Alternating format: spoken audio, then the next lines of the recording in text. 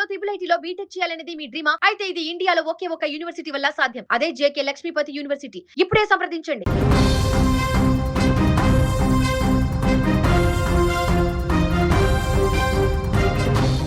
కర్ణాటక సరిహద్దులలో ఘోర రోడ్డు ప్రమాదం చోటు చేసుకుంది. బాగేపల్లి సమీపంలో వేగంగా వెళ్తున్న ఓ ఆటో అదుపు తప్పి ఎదురుగా వస్తున్న కంటైనర్ లారీని బలంగా ఢీకొట్టింది. ఈ దుర్ఘటనలో ఆటోలో ప్రయాణిస్తున్న 6 వ్యక్తులు అక్కడికక్కడే ప్రాణాలు కోల్పోయారు. మృతులంతా రోజువారీ పనుల కోసం వెళ్తున్నటువంటి కూలీలుగానే తెలుస్తోంది. ప్రమాద తీవ్రత ఎక్కువగా ఉండడంతో ఆటో పూర్తిగా నుజ్జునుజ్జైంది. ఈ ఘటనలో మరికొందరికి తీవ్ర గాయాలయ్యాయి. ప్రమాదం జరిగిన వెంటనే స్థానికులు, పోలీసులు స్పాట్కు వెళ్లి సహాయక చర్యలు చేపట్టారు. గాయపడిన వారిని చికిత్స నిమిత్తం సమీపంలోని ఆసుపత్రికి తరలించారు. వారిలో కొందరి పరిస్థితి అత్యంత విషమంగా ఉన్నట్లుగా తెలుస్తుంది. ఏదేమైనా ఈ దారుణమైనటువంటి ప్రమాద తాలూకు దృశ్యాలు ఇప్పుడు కలవరపెడుతున్నాయి.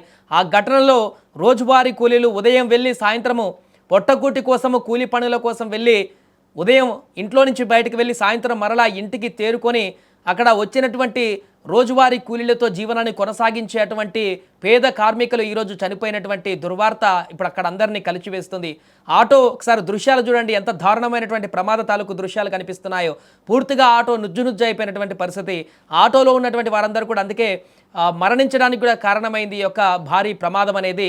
సో ఈ ప్రమాదం జరిగినటువంటి వెంటనే అటువైపు వెళ్తున్నటువంటి వాహనదారులందరూ కూడా అలర్ట్ అయ్యారు. ఒక్కసారిగా అటువైపుగా వెళ్తున్న వారందరూ కూడా గమనించి ఆ ప్రమాద తాలూకు వారిలో గాయపడ్డటువంటి వారందరినీ, కొంతమంది పరిస్థితి ఇంకా విషమంగా ఉన్నట్టుగా తెలుస్తుంది. ఇప్పటికే చనిపోయారు కొంతమంది, మరికొంతమంది కూడా వారి పరిస్థితి కూడా ఆందోళనకరంగా ఉన్నట్టుగా చెప్తున్నారు. మరికొందరికి తీవ్ర గాయాలయ్యాయి. కొంతమందికి కాళ్ళు విరిగినటువంటి పరిస్థితి, మరికొంతమందికి తీవ్రమైనటువంటి రక్తస్రావంతో ఆసుపత్రికి వారిని తరలించారు. సో మిగిలినటువంటి వారి పరిస్థితిని అక్కడ ఇప్పటికే అధికారులు కూడా అప్రమత్తమైనట్టుగా తెలుస్తుంది. పోలీసులు కూడా అక్కడికి చేరుకున్నారు. ఆటోలో ప్రయాణిస్తున్నటువంటి ఆ ప్రయాణికుల వివరాలన్నీ కూడా సేకరిస్తున్నారు. ఎక్కడి నుంచి వారు బయలుదేరారు, ఎక్కడి నుంచి ఎక్కడికి వెళుతున్నారు, ఎక్కడ ఈ ప్రమాదం జరిగింది, దానికి గల కారణాలు ఏంటి అనేటువంటి అన్ని వివరాలను కూడా ఇప్పుడు పూర్తి స్థాయిలో దర్యాప్తు చేసేటువంటి అవకాశం కనిపిస్తుంది.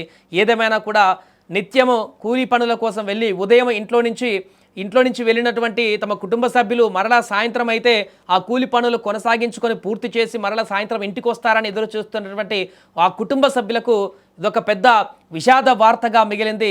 రోజులాగానే ఉదయం అక్కడికి వెళ్ళి ఎంతో కొంత కూలి పనులు చేసి ఆ డబ్బులతో కుటుంబాన్ని పోషించుకునేటువంటి ఆ యొక్క కార్మికులు ఈరోజు ఈ ఆటో ప్రమాదంలో మరణించినటువంటి సందర్భం అయితే అక్కడ అందరినీ కలిచివేస్తుంది. ఈ ప్రమాదం జరిగినటువంటి అందులో మరణించినటువంటి వారి తాలూకు బంధువులైతే ఆర్తనాదాలు మిన్నంటాయి. ఇప్పటికే ఇక్కడ చనిపోయినటువంటి వ్యక్తుల గ్రామాలలో కూడా తీవ్ర దిగ్భ్రాంతి నెలకొంది. గ్రామస్తులందరూ కూడా అక్కడ ఈ ప్రమాదం జరిగినటువంటి విషయం తెలియడంతోనే తీవ్ర ఆందోళనకు గురయ్యారు. వెంటనే ప్రమాదం తాలూకు దృశ్యాలు అక్కడ కనిపిస్తున్నటువంటి ప్రాంతానికి కూడా వెళ్ళేటువంటి ప్రయత్నం చేశారు. మిగిలిన గాయపడ్డటువంటి వారి పరిస్థితి, ముఖ్యంగా గాయపడ్డటువంటి వారిలో కొంతమంది పరిస్థితి ఆందోళనకరంగా విషమంగా ఉండడం చేత వారి కుటుంబ సభ్యులు, వారికి సంబంధించినటువంటి శ్రేయభిలాషాలందరూ కూడా వారి గురించి ఆరా తీయడం మొదలుపెట్టారు. ఇప్పటికే వారికి సమీపంలోని ఆసుపత్రికి తీసుకువెళ్ళినట్టుగా తెలుస్తుంది. హాస్పిటల్ వద్ద కూడా రోదనలు మిన్నంటాయి. అక్కడ వారి పరిస్థితి చూసి చలించిపోతున్నారు. కొందరిది కొంత అత్యంత ఐసీయూలో పెట్టి చికిత్స అందిస్తున్నటువంటి పరిస్థితి నెలకొంది. కాబట్టి వారు ప్రాణాలతో బయటపడాలి, వారికి ఎలాంటి ఆపద రాకూడదంటూ అక్కడికి వచ్చినటువంటి వారి శ్రేయభిలాషులు కానీ బంధువులు వారందరూ కూడా రోదనలు చేస్తున్నటువంటి పరిస్థితి నెలకొంది. ఏదేమైనా ఈ జరిగినటువంటి ఊహించని ప్రమాద ఘటనలో వారు చనిపోవడం, కొంతమంది మిగతా వారి పరిస్థితి ఆందోళనకరంగా మారడం అయితే ఇప్పుడు అక్కడున్న వారందరినీ కూడా తీవ్రంగా కలిచివేస్తోంది.